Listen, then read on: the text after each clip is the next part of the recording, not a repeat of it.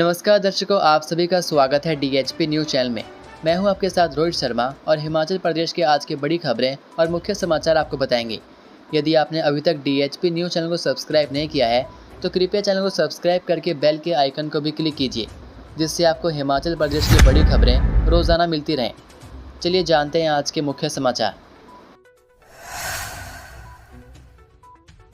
हिमाचल में 75 सड़कों पर आवाजाही ठप, 43 बिजली ट्रांसफार्मर बंद, 2 दिन के लिए येलो अलर्ट जारी। राजधानी शिमला, धर्मशाला, नाहन, मनाली, चंबा में मंगलवार को बारिश हुई। प्रदेश के अन्य क्षेत्रों में बूंदाबांदी हुई। बारिश के चलते नदी नाले उफान पर आ गए हैं। 15 घंटे तक NH5 भी बंद रहा। मंगलवार शाम तक प्रदेश में 75 सड़कों पर आवाजाही ठप रही। 43 बिजली ट्रांसफार्मर भी बंद रहे। बुधवार और वीरवार को अधिकांश जिलों में भारी बारिश जारी रहने का येलो अलर्ट जारी हुआ है।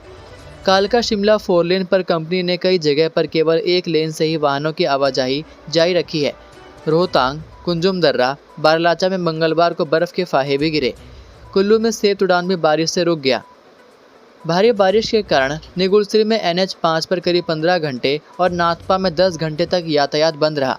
सड़क के दोनों ओर वाहनों की लंबी लंबी कतारें लगी रही। निगुलसरी में सोमवार शाम करीब 7 बजे और नाथपा में रात करीब 1 बजे पहाड़ी दरकने से यातायात ठप हुआ।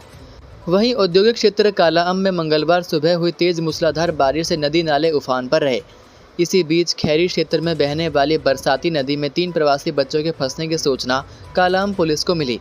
बताया जा रहा है कि बच्चे नदी में खेल रहे थे, तभी अचानक नदी में बाढ़ आ गई और बच्चे नदी में फंस गए। इन्हें रेस्क्यू किया गया। मंत्री अनिरुद्ध सिंह बोले, कानून हाथ में न लें लोग, कुछ लोग सोशल मीडिया पर भड़का रहे। संजौली मस्जिद विवाद सामने आने के बाद प्रदेश में बांग्लादेशी और रोहिंग्या की बढ़ती घुसपैठ पर चिंता जता चुके कैबिनेट मंत्री अनिरुद्ध सिंह ने 11 सितंबर के प्रदर्शन को देखते हुए कानून के दायरे में रहकर प्रदर्शन और बैठक करने की अपील की है। उन्होंने कहा कि प्रदेश की जनता पढ़ी लिखी है और हमें ऐसा कोई कदम नहीं उठाना चाहिए जिससे प्रदेश की छवि पर इसका विपरीत असर पड़े।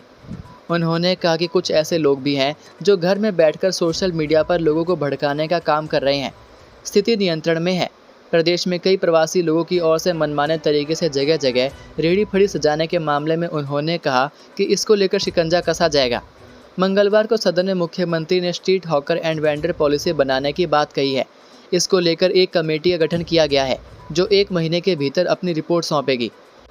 इसके बाद प्रदेश में चाहे बाहरी व्यक्ति हो या फिर प्रदेश का स्थायी निवासी, वह कानूनी प्रक्रिया के तहत वेरिफिकेशन लाइसेंस बनाने के बाद ही वेंडिंग जोन में ही दुकान सजा सकेगा। मनमर्जी से कहीं पर भी दुकानें सजाने की किसी को अनुमति नहीं मिलेगी। सभी को नियमों का पालन करना होगा। मस्जिद में हुए अवैध निर्माण को लेकर उन्होंने कहा कि इसको लेकर नगर निगम आयुक्त कोर्ट में सुनवाई चल रही है। उन्होंने उम्मीद जताई कि कानूनी प्रक्रिया का पालन करते हुए जल्द इस मामले का जल्द निपटारा होगा। शिमला शहर के विधायक हरीश जनार्थन ने कहा कि सरकार इस पूरे मामले में बेहद गंभीर है। कहा कि शिमला शांतिप्रिय स्थान है, सभी को शांति बनाए रखनी चाहिए। मस्जिद का मामला नगर निगम शिमला के कमिश्नर के कोर्ट में चल रहा है। सरकार कोर्ट पर दबाव नहीं बना सकती है। कोर्ट अपने नियमों के मुताबिक काम करेगा। कुछ लोग अपनी राजनीति चमकाने के लिए आंदोलन कर रहे हैं, इससे लोगों को परेशानी का भी सामना करना पड़ता है। उन्होंने लोगों से शांति बनाए रखने की भी अपील की है। संजौली के बाद मंडी में भी अवैध निर्माण के खिलाफ प्रदर्शन, हनुमान चालीसा का पाठ। नगर निगम के पैलेस कॉलोनी 1 जेल रोड में मस्जिद में अवैध निर्माण के विरोध में शहरवासी उतर गए। मंगलवार को धार्मिक स्थल में अवैध निर्माण को लेकर आयुक्त कोर्ट में सुनवाई से पहले शहरवासी निगम कार्यालय के बाहर एकजुट हुए और नारेबाजी करते हुए विरोध प्रदर्शन किया। विरोध को देख के बड़ी संख्या में पुलिस और QRT मौजूद रही। इस दौरान शहरवासियों ने नगर निगम कार्यालय के बाहर रास्ते में हनुमान चालीसा का पाठ कर विरोध जताया और अवैध ढांचा गिराने की मांग की। 1 घंटा निगम कार्यालय के बाहर प्रदर्शन के बाद शहर में रोष रैली निकाली। रैली को उक्त धार्मिक स्थल से 200 मीटर पीछे सकोड़ी चौक पर पुलिस ने रोक दिया। कुछ लोग सड़क पर बैठ गए और विरोध जताया। दोपहर 1 बजे रैली नगर निगम पहुंची।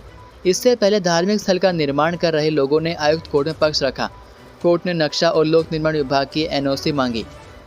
दलीलें सुनने के बाद जांच के लिए निगम के अतिरिक्त आयुक्त विकास शर्मा और वरिष्ठ सहायक अभियंता HC जसवाल के नेतृत्व में 6 सदस्यीय कमेटी गठित की गई है। कमेटी 2 दिन में रिपोर्ट सौंपेगी। गुरुग्राम के युवक ने डाक विभाग में फर्जी दस्तावेजों से हासिल की नौकरी, ऐसे सामने आया मामला। डाक विभाग में फर्जी दस्तावेजों से नौकरी हासिल करने का एक और मामला सामने आया है। पुलिस ने शिकायत के आधार पर केस दर्ज कर मामले की छानबीन शुरू कर दी है। डाक विभाग में बड़े पैमाने पर फर्जी दस्तावेजों के आधार पर हुई भर्ती को लेकर पूरी प्रक्रिया ही सवालों के घेरे में आ गई है। जानकारी के मुताबिक डाक विभाग के निरीक्षक शिमला उपमंडल विजय ने पुलिस को लिखित में शिकायत दी है। शिकायत में बताया गया है कि नितिन निवासी गुरुग्राम का डाक विभाग में ग्रामीण डाक सेवक के पद पर चयन हुआ था, लेकिन जब आरोपी के शैक्षणिक दस्तावेजों की जांच की गई तो वे फर्जी पाए गए हैं। इसके बाद विभाग ने अपनी ओर से पुलिस में शिकायत दर्ज करवाई है। इस आधार पर पुलिस ने ग्रामीण डाक सेवक नितिन के खिलाफ आईपीसी की धारा 420, 465 और 468 के तहत केस दर्ज कर मामले की छानबीन शुरू कर दी गई है। डाक विभाग में ग्रामीण डाक सेवकों के पद पर हुई भर्ती में फर्जी दस्तावेजों से भर्ती होने के कई मामले सामने आ चुके हैं। हैरानी इस बात की है कि इसमें ज़्यादातर मामले बाहरी राज्यों के युवक के शामिल हैं। जिला शिमला की बात करें तो अभी तक इस तरह के 5 मामले सामने आ चुके हैं, जिसमें दस्तावेजों की जांच के बाद कर्मचारी के दस्तावेज फर्जी पाए गए हैं। इसको देखते हुए डाक विभाग अपने स्तर पर प्रदेश भर में हुई नियुक्तियों की जांच कर रहा है। जूनियर की रैगिंग की घटना में विश्वविद्यालय के 3 आरोपी छात्र गिरफ्तार। हिमाचल के नामी विश्वविद्यालय बारा यूनिवर्सिटी में रैगिंग का मामला तूल पकड़ रहा है। पुलिस ने मामले की गंभीरता को देखते हुए पीड़ित छात्र का मेडिकल करवाया। इसके बाद जांच के दौरान 3 आरोपियों को गिरफ्तार किया गया है। गिरफ्तार आरोपियों में करण डोगरा उम्र 19 वर्षीय निवासी जम्मू कश्मीर, चिराग राणा उम्र 19 वर्षीय निवासी मंडी हिमाचल प्रदेश और दिव्यांश उम्र 19 वर्षीय निवासी हमीरपुर शामिल है। पुलिस मामले की आगे की जांच कर रही है और अन्य शामिल छात्रों की पहचान करने का प्रयास किया जा रहा है। इसी दौरान एक वीडियो भी सोशल मीडिया में वायरल हो रहा है। इसमें दावा किया जा रहा है कि करीब 5 मिनट का ये वीडियो रैगिंग के दौरान का है। वीडियो में छात्रों के हाथ में शराब के गिलास भी नजर आ रहे हैं। लिहाजा सवाल यह भी उठता है कि यूनिवर्सिटी के छात्रावास में इस हद तक शराब का सेवन कैसे हो रहा है। हॉस्टल वार्डन की क्या जिम्मेदारी बनती है। हिमाचल प्रदेश के बिलासपुर जिले के घुमारवीं निवासी रजत कुमार ने यूनिवर्सिटी परिसर में रैगिंग और मारपीट का आरोप लगाया था। पीड़ित छात्र ने पुलिस में शिकायत दर्ज कराई है, जिसके आधार पर कंडाघाट थाने में केस पंजीकृत किया गया है। रजत यूनिवर्सिटी में MBA कर रहा है। छात्र का आरोप है कि 7 अगस्त की रात करीब 11:30 बजे उसे सीनियर छात्रों द्वारा हॉस्टल के रूम नंबर 416 में बुलाया गया था। शिकायत के अनुसार पहले माणिक और करण ने उसके रूम नंबर 216 से जबरन खींचकर सीनियर्स के रूम में ले जाया गया। वहां पहुंचते ही कमरे का दरवाज़ा बंद कर दिया गया और सीनियर छात्रों, जिनमें कार्तिक, करण डोगरा, दिव्यांश, चिराग और अन्य लड़के शामिल थे, उसे शराब पीने का दबाव बनाया। रजत द्वारा मना करने पर उसे लात घूंसों और बेल्ट से बुरी तरह पीटा गया। सीनियर छात्रों ने उसे पूरी रात बंद कमरे में रखा और लगातार मारपीट व रैगिंग करते रहे। प्रशासन और पुलिस की त्वरित कार्रवाई से रैगिंग के इस मामले में आरोपियों को गिरफ्तार कर लिया गया है, जबकि आगे की जांच जारी है। पुलिस ने छात्रों को चेतावनी दी है कि रैगिंग जैसे कृत्यों को किसी भी हाल में बर्दाश्त नहीं किया जाएगा। SP गौरव सिंह ने पुष्टि की है। सब्जियों के दामों में उछाल, 850 रुपये तक बढ़े टमाटर के दाम, शिमला मिर्च 50 पार। कृषि उपज मंडी सोलन में मंगलवार को टमाटर और शिमला मिर्च के दामों में उछाल देखने को मिला। टमाटर का क्रेट 800 रुपये से 850 रुपये तक बिका व शिमला मिर्च भी 50 से 54 रुपये प्रति किलो तक बिकी। टमाटर के दामों में आए उछाल से पिछेता टमाटर का उत्पादन करने वाले किसानों के चेहरों पर रौनक लौट आई है। आपको बता दें कि पिछले लंबे समय से बेंगलुरु, नासिक व अन्य टमाटर उत्पादक क्षेत्रों से आ रहे टमाटर के कारण मार्केट में दाम काफ़ी गिरे हुए थे। सोलन मंडी 100 से लेकर 300 रुपये तक पूरा क्रेट बिक रहा था। इसके कारण टमाटर उत्पादकों को मेहनत की कमाई भी नहीं मिल पा रही थी। अभी कुछ समय पहले शुरू हुए पिछेता टमाटर के लिए भी दाम नहीं मिल पा रहे थे। मंगलवार को सब्जी मंडी सोलन में टमाटर के दामों में आए उछाल से उन्हें अब उम्मीद जगी है कि इससे उनकी लागत पूरी हो जाएगी। सब्जियों के दामों में आए उछाल का कारण बाहरी राज्यों में भारी बारिश व बाढ़ बताया जा रहा है, जिसके चलते फसलें खराब हो रही हैं और मार्केट तक नहीं पहुंच पा रही हैं। इन दिनों प्रदेश में सब्जियों का सीजन चल रहा है और कुछ सब्जियां बाहरी राज्यों से भी आ रही हैं। हिमाचल अमीर राज्य, भाजपा की गलत नीतियों के चलते हुए गरीब। हिमाचल एक अमीर राज्य था जो भाजपा की गलत नीतियों के कारण गरीब हो गया है।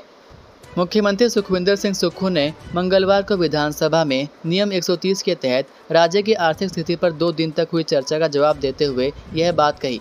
साथ ही उन्होंने स्पष्ट किया कि हिमाचल में कोई आर्थिक संकट नहीं है, बल्कि कैश फ्लो मिसमैच हुआ है और सरकार इसे कंट्रोल करने का प्रयास कर रही है। उन्होंने दावा किया कि प्रदेश आर्थिक संकट से उबर चुका है और अब वित्तीय अनुशासन के रास्ते पर आगे बढ़ रहा है। मुख्यमंत्री ने कहा कि प्रदेश को आर्थिक रूप से समृद्ध बनाने के लिए कड़े फैसले लेने होंगे। उन्होंने प्रदेश की जनता से भी अपील की कि वह सरकार के इन फैसलों के साथ खड़े हों।